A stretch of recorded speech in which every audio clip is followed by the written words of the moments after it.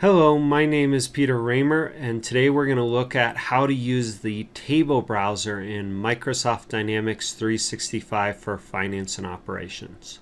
Okay, first off, what is the table browser? The table browser is really just a special form that we can go to look at the contents of any specific table. So in this case, I'm actually looking at the table called Invent Item Group. You have to know the specific name of the table. So this tool is sometimes or more often used by developers, but it can be used by end users as well. So that's what I'm going to show you today. So here I'm looking at the table browser, and the table browser is opening the Invent Item Group table. I can see a grid control just like you would in the normal front end of Dynamics 365, but I can see all the rows of this table, and I can see all of the columns on this table. They'll just be listed in alphabetical order here. The name of these columns won't show a label like you would if you were seeing the front end form. These are actually the underlying names of the fields on this table. So again, this tool's pretty often used by developers, but it can be used by other users to kind of troubleshoot some issues, and we'll go into that in a second. So how do I use this table browser? How do I actually get here? There's actually 3 different ways we can open the table browser, and I'm going to show you all 3.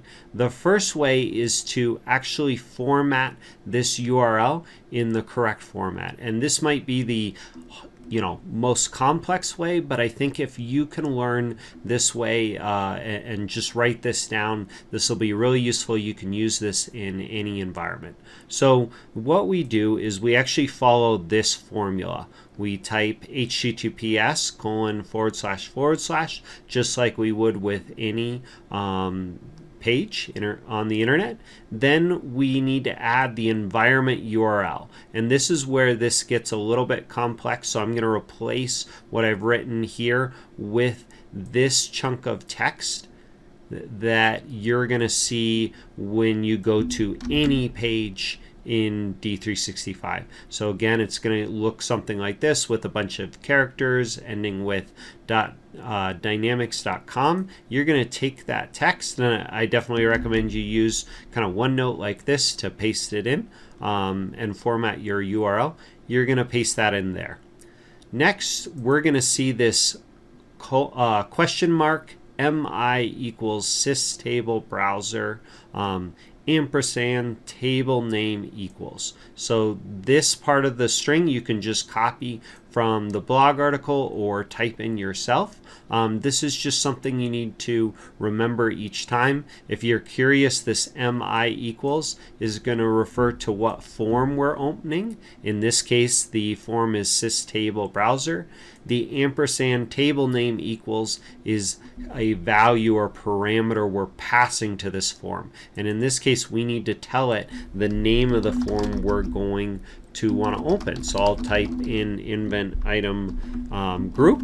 Now I can copy this in. I'll just go to a new tab, hit enter, and voila, we get a new table browser that's opening this form. If I wanted a different table, and this is where it's really useful, if you know how to edit this URL, you can just type in a different table such as sales table, and now we're going to see all of these sales orders in the system. I could type in cust table if I wanted to see all the cust table in the system, all the customers.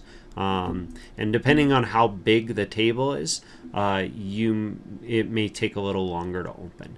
So this is the first kind of primary way you can open the table browser, is just understanding that in the end it's a URL, and if you can type in the correct URL, you'll open the table browser. It's also useful to know this is just a form like any other form, so we can filter on these columns using the top drop down or the quick filter here. It's really great. It's just like any other form. We can bookmark it, all that good stuff. So the next thing we can do is, if you are using a cloud-hosted development machine with Dynamics 365 installed and you're a developer and you're using Visual Studio, you can open the Application Explorer by coming to View Application Explorer. It's usually open already. You can search for a particular table, go to Tables, and then right-click on that table and say Open Table Browser. And then it's going to pop up and ask you which browser you want to use to open this. You can click OK. In the end, it's doing exactly the same thing that we've just done. It's putting in our environment URL for the current environment we're on. It's putting in the systable browser form, and it's putting in the table name. It's got a few other parameters in here, but frankly, those aren't important. We do have one parameter, which is this company.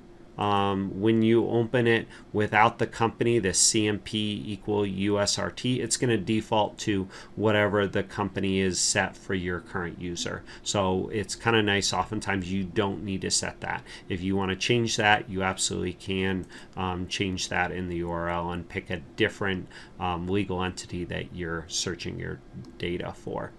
So that's really the second way. This one's much easier and faster, but it requires you to be on a cloud-hosted development machine. That's not always the case if you're working in production and you'd like to see the table browser. So understanding how to format this URL is really useful. You can then use this URL from your own laptop or any other browser that has access to that D365 environment.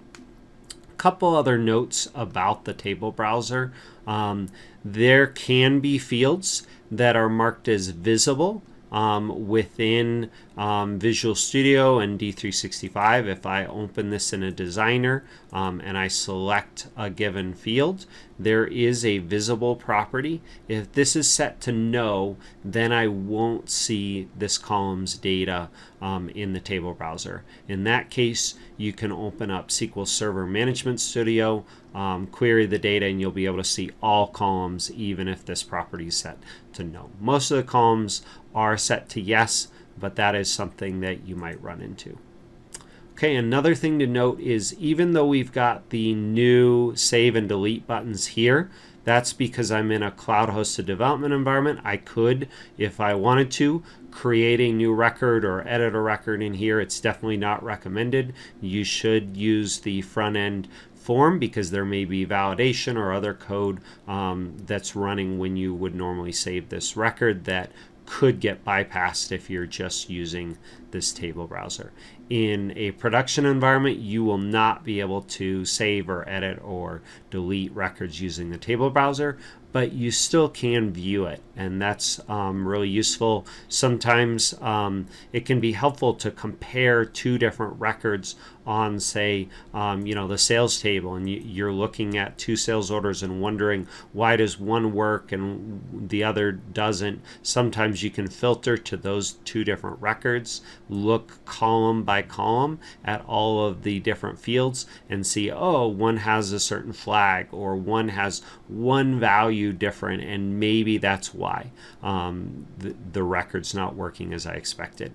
That's no replacement for debugging the process in a cloud-hosted development environment, but sometimes you don't have the data in the development environment. You'd have to take a backup, restore it to a development environment before you could really compare. While using the table browser, you really can just look at that underlying data column by column, and you might see what the issue is without needing to debug the underlying code. So that's one use case that I find really helpful.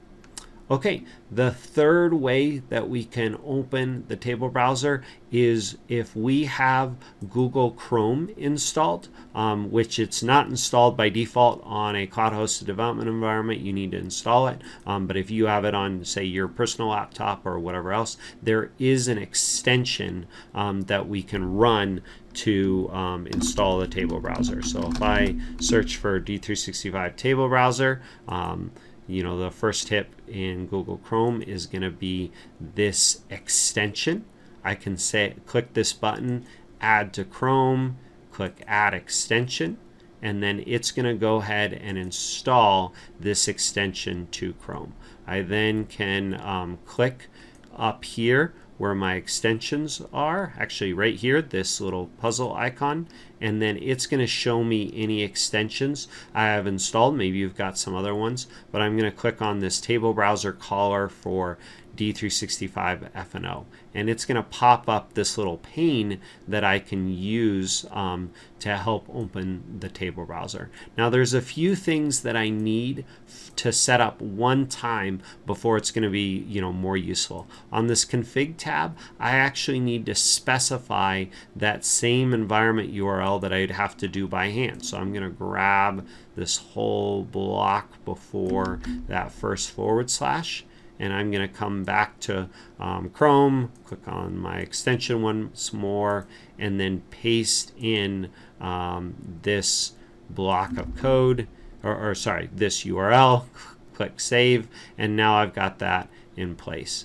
Now I can go back to my table browser caller, and again, once I've done this once, I don't have to do it again. I can set my company ID. In this case, I'm interested in the USRT company, and then I can type in the name of my table. So in this case, Invent Item Group was the name of the table that I'm working on. I select it, and then it's a little confusing. You don't want to necessarily click these buttons. You want to click Enter, and once you do, it's going to pop up the sign-in information, and you can sign in, and it will take you to that same table browser that we've seen right here. So again, that extension saves you from having to maybe paste in this environment URL and know how to edit this table name. It it saves you from kind of having to type in this portion. But if you've got this URL as an example saved off,